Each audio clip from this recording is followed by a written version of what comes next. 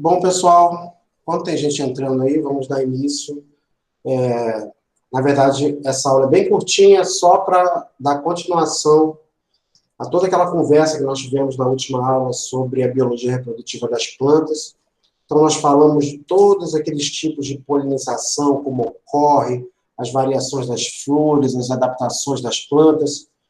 E, agora, quando isso não dá certo, quando a polinização não dá certo, a planta tem suas formas de se virar e fazer a reprodução mesmo assim. Então, é isso que a gente vai ver hoje. Tá? Então, a gente vai ver como a planta consegue se virar e vamos ver também formas dela se proteger de algumas coisas. Tá? Então, é bem tranquila a aulinha de hoje. Bom, a planta é capaz, algumas espécies são capazes de gerar semente sem que haja fecundação. No óvulo, eu conversei com vocês que o óvulo não é uma estrutura unicelular, né, como no caso dos animais. Na planta, ocorre uma meiose de uma das células para formar a célula ovo, que vai pegar o núcleo espermático do grão de pólen, onde vai ocorrer a fecundação e formar a semente, né, com o embriãozinho e tudo lá. Agora, tem planta que não ocorre essa meiose da célula ovo e ela forma o embrião sem que haja fecundação. Então, a planta consegue gerar semente sem que haja a fecundação. O nome desse processo é agamospermia, tá? Ou apomixia. Então, a agamospermia é quando a planta consegue gerar suas sementes sem que haja a fecundação. É uma forma assexuada de reprodução. As flores têm um nome feio, mas é bem simples. Existem dois tipos de flores, aquelas que se abrem e as que não se abrem. Tá? As que não se abrem são chamadas de cleistógamas, e as que se abrem são chamadas de casmógamas. Então, tem algumas plantas que elas fazem a cleistogamia obrigatória. A cleistogamia obrigatória é quando a planta possui flores que elas não se abrem. Vai haver sempre o quê? A autopolinização. A planta tem mecanismos de evitar a autopolinização. A gente vai até falar sobre alguns deles hoje. Mas tem planta que quer fazer a autopolinização. Então, as flores nem abrem. Essas que as flores nem abrem, que ocorre a fecundação lá dentro, são chamadas de cleistógamas obrigatórias. Então, ela faz a cleistogamia obrigatória, que é a flor ficar fechadinha lá dentro, o próprio androceu se abre, o pólen cai no gineceu, ocorre a fecundação, tudo ali, sem ter que pegar polinizador, sem ter que fazer nada disso. Existem as cleistógamas obrigatórias, que fazem sempre isso, sempre a autopolinização, e tem as cleistógamas facultativas. O que é a cleistógama facultativa? Ela pode ou não fazer autopolinização. Ela é autocompatível, ela aceita o próprio pólen, ela mantém a flor fechada, ou às vezes ela tem uma flor que fica sempre fechada e uma flor que se abre. Por exemplo, nessa figura, temos essa planta que tem uma flor cleistógama, que é essa flor que não se abre, e tem também a flor casmógama, que é a flor que se abre. Então, essa flor está aqui para fazer a polinização,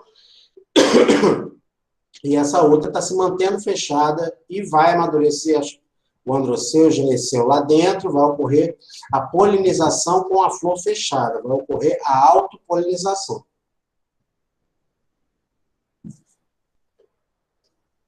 Tem planta que a flor até se abre, mas ela faz a fecundação toda antes de abrir. Quando abre, já teve contato do próprio pólen com o estigma, né? A pontinha da parte feminina. Isso também é cleistogamia facultativa. A obrigatória só tem flores cleistógamas e mantém sempre a flor fechada. Essa planta aqui, ó, ela possui dois tipos de flores. Ela tem essas flores coloridas aqui na parte superior e na parte inferior ela tem outras flores branquinhas, tá vendo? Essa flor não abre. Essas aqui são flores cleistógamas, não se abrem. Essas aqui de cima são as flores casmógamas, que se abrem para ocorrer polinização, fecundação cruzada. E a gente sempre diz que é mais importante a polinização cruzada, porque vai fazer com que aumente a variabilidade genética, né?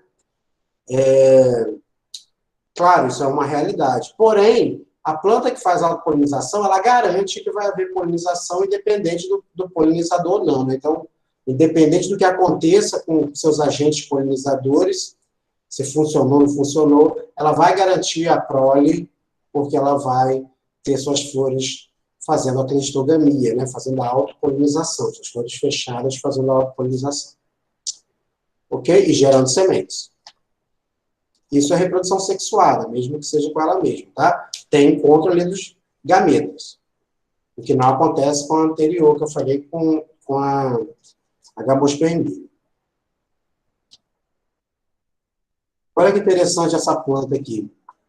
Essa planta, eu vou até falar sobre esse processo daqui a pouco. Essa flor aqui, ó, ela está com os estames, o desenho está amarelinho, mostrando que os estames estão maduros, né? Estão liberando pólen. E o gineceu, aqui, ó, o estilete e o estigma não estão receptivos, estão fechados. Depois de um tempo, ó, o estigma se abre, ó, o estilete se divide ali nos vários estigmas, né? E aqui, agora sim, o estigma está receptivo. Então, a planta, ela pode até fazer autopolinização, mas ela está esperando que venha visitantes florais aqui, passeiem por aqui, levem o pólen para outra flor, e o pólen dela mesma não entra em contato com o estigma, para não pegar o próprio pólen.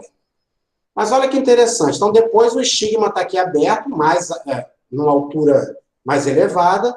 Quando o bichinho vem para cá, quando ele vem trazendo o pólen de fora, primeiro ele toca nos estigmas. Então, a probabilidade de fazer a polinização cruzada é muito maior. Mas olha que interessante que essa espécie faz. Os estigmas vão se enrolando, vão se enroscando até tocar as próprias anteras. Então, ela prefere fazer a polinização cruzada, mas ela dá um jeito de garantir, com a autopolinização, a produção de sementes. Então, ela vai curvando. Claro que não é toda espécie que faz isso, tá, gente? Estou mostrando um exemplo aí interessante da natureza, que a planta espera a polinização cruzada, mas, para garantir que vai haver polinização, ela curva os seus estigmas até tocar as próprias anteras para que haja polinização. Olha essa flor que interessante. Então, aqui tem um hibiscozinho, ou alguma planta da família Malvaceae. Todo mundo já deve ter visto uma planta dessa. Então, está aqui, ó, o androceu amarelinho, né, os vários estames, muitas anteras. E aqui na ponta, a pontinha do gineceu, o estigma, que nesse caso são 5 estigmas que essa planta tem. Ela está aqui, o bichinho vem de fora, vai aqui buscar o néctar, vai sujar o dorso todo com o pólen. E quando vier de fora, o outro trazendo o pólen de fora, a primeira coisa que ele faz é tocar os estigmas. Então, ele vai deixar o pólen de fora aqui. Então, ela não pega o próprio pólen. Porém, passando o tempo, olha o que essa espécie faz. Ela também curva os estigmas para tocar as próprias anteras. Então, ela espera que venha de fora. Opa, não deu certo? Vou fazer comigo mesmo. Então, ela vai lá e curva os estigmas, até os estigmas tocarem as anteras e pegar o pólen que está por ali. Esse é o maracujá, um slide que eu já mostrei para vocês em outras aulas. O que eu quero mostrar aqui de interessante, primeiro, a estrutura, né? Então, aqui, estamos olhando para o centro da flor do maracujá, ela tem a corona de estaminóides aqui. O maracujá, para quem lembra da aula de flor, ele tem um eixo que eleva a estrutura reprodutiva, eleva tanto o androceu quanto o gineceu, que se chama androginóforo. Então, aqui nós temos os 5 estames e o gineceu, o ovário, essa bolinha aqui, que vai se transformar no maracujá depois da fecundação. O estilete, que nesse caso é trífido, é dividido em 3, e os estigmas na pontinha. Então, o que acontece? Da mesma forma da flor anterior, o animal vem para cá, vai ficar passeando aqui, pegando néctar, que está aqui próximo ao receptáculo floral, por baixo, e vai sujando o dorso com as anteras. Ó, as anteras estão abertas, viradas para baixo. Quando o bichinho vem de fora, ele primeiro toca os estigmas, que está na parte mais acima, né?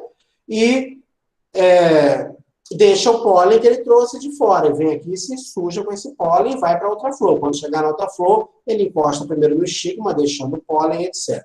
Então, a planta está aí com seus mecanismos para que ocorra a polinização cruzada. Porém, passado um tempo, olha o que acontece com essa espécie. Não estou dizendo que todo maracujá faz isso, não. Com essa espécie. A antera se curva para cima. Então, a antera curvando para cima, o estigma acaba tocando nela. Você fala, professor, o estigma está aqui do outro lado.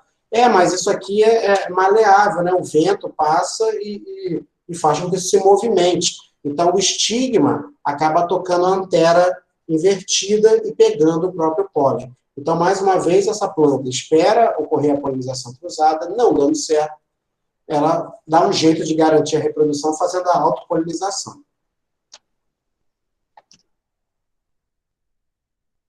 Bom, mas nem toda planta quer fazer autopolinização. E como eu falei, autopolinização, menor variabilidade genética.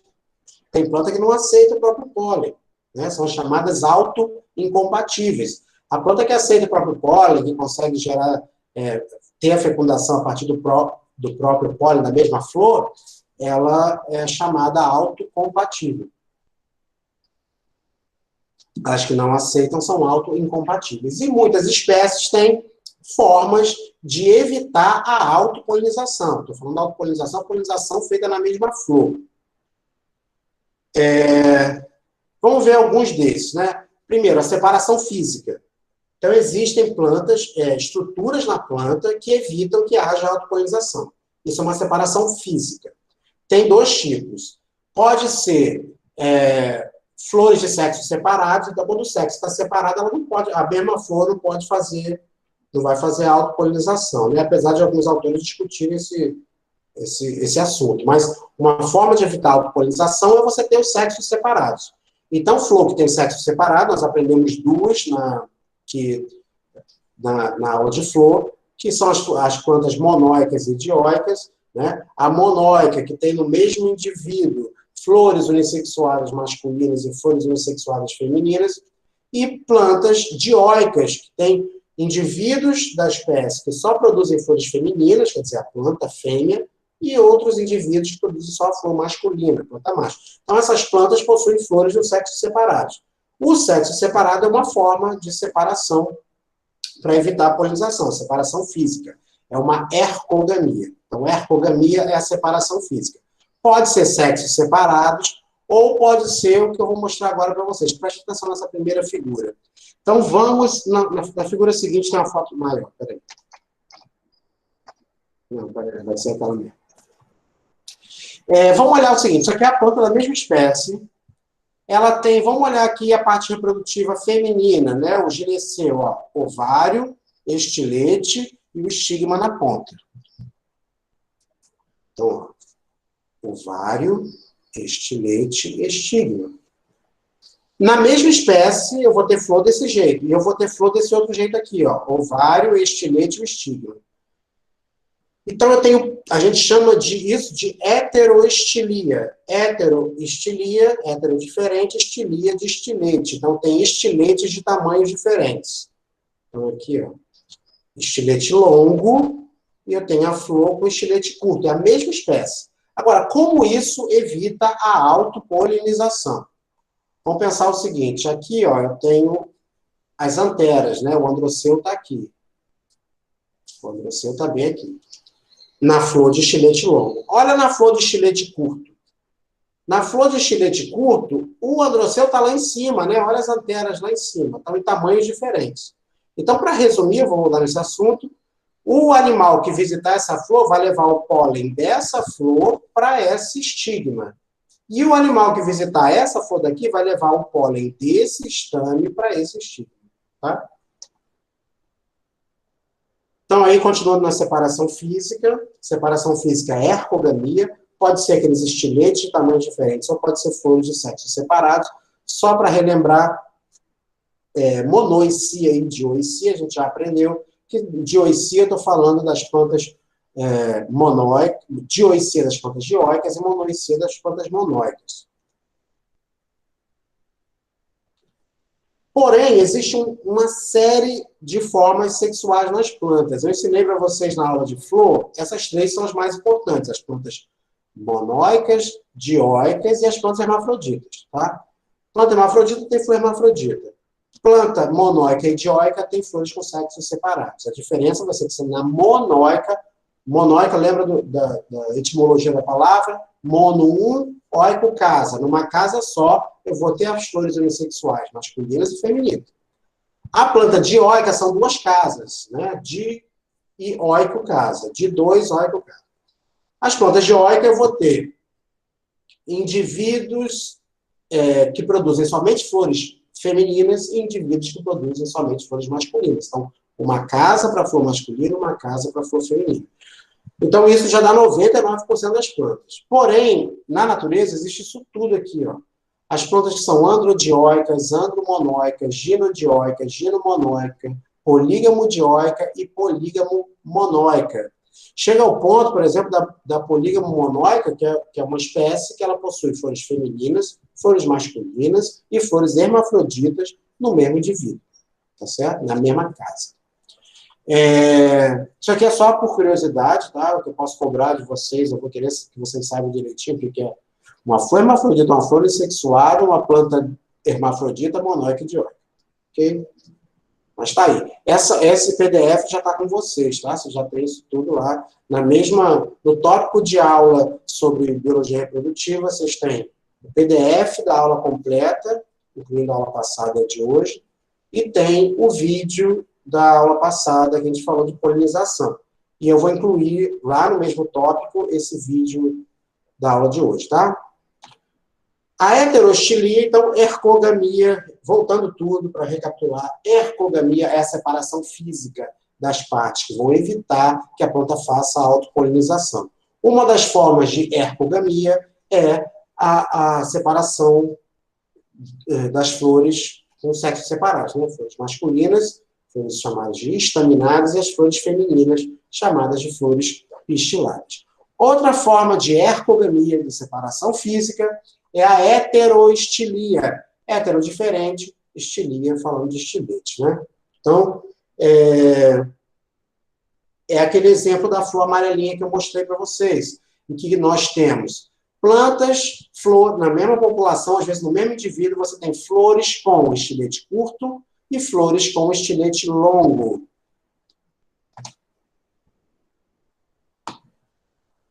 Então, vamos imaginar que essa flor é polinizada, sei lá, por beija-flor.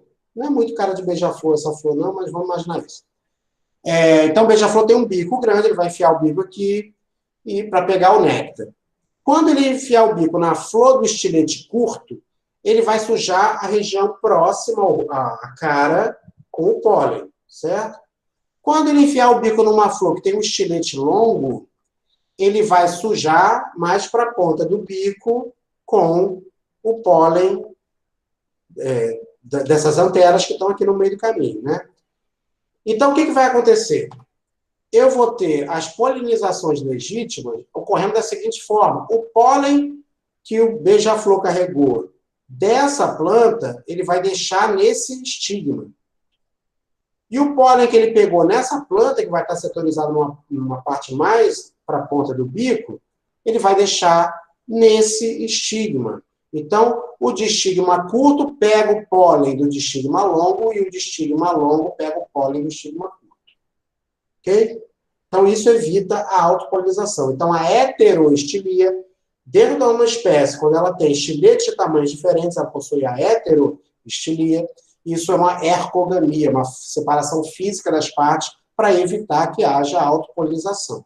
Ok? O que não quer dizer que um pólen daqui não possa cair aqui também. Pode. Mas é uma forma, uma barreira física, um mecanismo para evitar, diminuir que haja polinização. Às vezes, só de olhar de fora, a gente já percebe a flor que tem heteroestilia, sem precisar abrir a flor. Então, aqui, ó, tem uma flor que eu estou olhando aqui, eu vejo os estames, e na outra flor, eu vejo só o estigma aqui, né? Então, é sinal que essa planta tem um estigma que está escondido, e essa planta aqui tem os estames que estão escondidos. O nome disso é heteroestilia. Quando são dois tamanhos, eu digo que essa heteroestilia é diestilia. Tem dois tamanhos, diestilia. Pode acontecer também de ter três tamanhos diferentes, que é a triestilia. Então, você vai ter 3 tamanhos diferentes de estilete. Então, tudo isso é heteroestilia. A heteroestilia pode ser de 2 tamanhos, tem estilete de 2 tamanhos, ou estilete de 3 tamanhos. Bom, então, Flores de sexos separados e heteroestilia são tipos de ergogamia, que é a separação física. Porém, as plantas, o que é mais comum é encontrar a separação temporal. O que é a separação temporal? Num momento, a parte masculina está madura, em outro momento, a parte feminina está madura.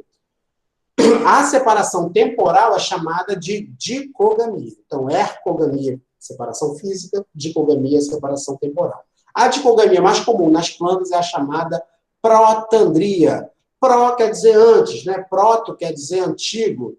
Andro, homem, tá? Masculino. Então, protandria é quando o androceu amadurece primeiro. O androceu, a primeira planta abre as anteras, libera o pólen e só depois o gineceu vai ficar receptivo.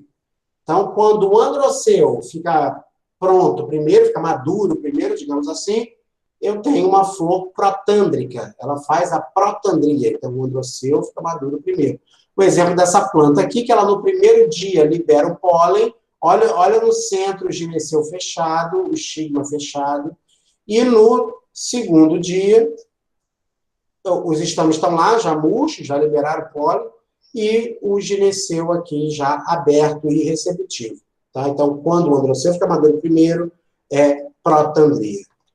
Por outro lado, quando o gineceu fica maduro primeiro, chama-se protogenia. É menos comum que a protandria, mas também ocorre. Então, a flor, primeiro o gineceu fica receptivo para pegar o pólen de fora, e só depois que ela pega, que aí o androceu fica maduro, tá? Isso pode ser no primeiro dia, um jeito, no segundo dia, outro, como se a planta se comportasse como unissexual, né? Mas pode ser momentos também. Então, durante o dia, na manhã, durante algumas horas, a antera está liberando pólen, depois o gineceu amadurece, tá? Se tem separação temporal, se os dois não amadurecem ao mesmo tempo, ou vai ser protandria, ou vai ser protogenia. Tem que ver o que amadurece primeiro. Se for o androceu, protandria. Se for gineceu, protogenia. E, mesmo assim, se mesmo fazendo com ela mesma, mesmo não tendo polinizador, não der certo, a planta dá o jeito de fazer a sua propagação vegetativa, né? Criar clones, através dos seus rizomas, do estolão, de bulbos e bulbilhos, tá? E até de estacas e folhas a planta pode fazer. Só que, nesse caso, totalmente assexuada, ela simplesmente vai ser clônica, ser geneticamente idêntica à planta-mãe. Mas a planta mantém aí a reprodução e sua prole adiante, fazendo propagação vegetativa. Muitas plantas que florescem só uma vez, por exemplo, as bromélias, plantas que florescem sempre no centro da planta, né, onde o meristema apical se transforma na inflorescência, ela não floresce mais. Mas, normalmente, elas se propagam muito vegetativamente, criando os brotos na base dela. Tá? Então, se nada disso der certo, a planta faz a propagação vegetativa. Ok? Então, era isso para finalizar o que a gente viu na aula passada, né? Eu vou encerrar a gravação para a gente botar logo esse vídeo para vocês, e a gente continua aqui conversando sobre como vai ser a prova, tirando dúvida, e eu quero voltar na aula de fórmula floral com vocês, ok? Vou parar a apresentação e vou parar a gravação também.